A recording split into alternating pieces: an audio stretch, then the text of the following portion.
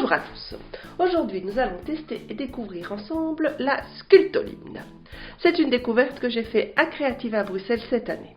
Vous trouverez toutes les informations sur son producteur dans le descriptif de la vidéo. Il nous faudra des moules en silicone, un bac rempli d'eau, du collant de masquage, des demi-boules en plexiglas et un récipient qui va au micro-ondes. Alors c'est une poudre 100% végétale, non toxique. Elle se moule, elle se refond, elle se réutilise à l'infini. Découvrons cela ensemble.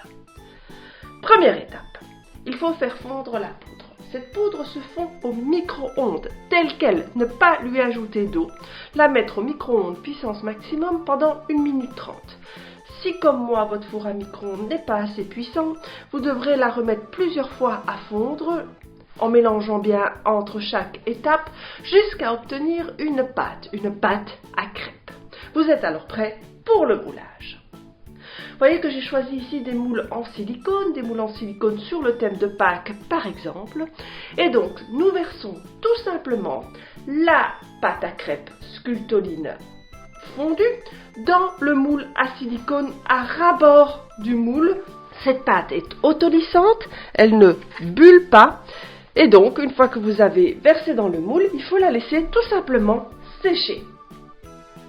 Alors, si vous voulez accélérer la prise de la pâte, vous pouvez la tremper dans de l'eau froide. Donc, vous voyez, je prends le moule et je le trempe tout simplement dans de l'eau froide. Si vous souhaitez colorer la pâte, utilisez du colorant alimentaire en poudre parce que la sculptoline ne supporte pas l'eau lorsqu'elle n'est pas fondue. Voilà, il ne reste plus qu'à démouler. C'est tout lisse, c'est tout beau. Si vous voulez colorer, vous pouvez le faire avec des feutres à alcool. Si c'est raté, pas de problème, vous reprenez votre figurine moulée, vous la remettez au micro-ondes pendant 1 minute 30, elle se retransforme en pâte à crêpes et donc vous pouvez la réutiliser et donc la remouler à l'infini. Pour faire des objets creux, je vais utiliser la technique du rotomoulage. Donc ici je prends une boule de Noël en 2 parties.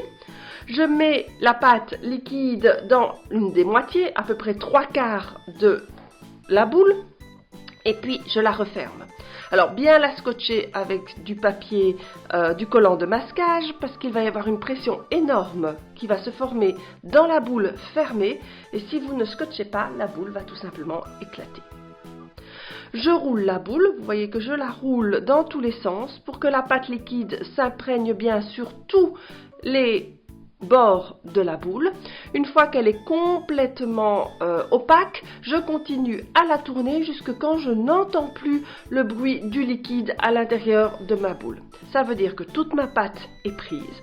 Alors pour la refroidir, je peux elle aussi la mettre dans de l'eau froide et continuer à la tourner dans de l'eau froide.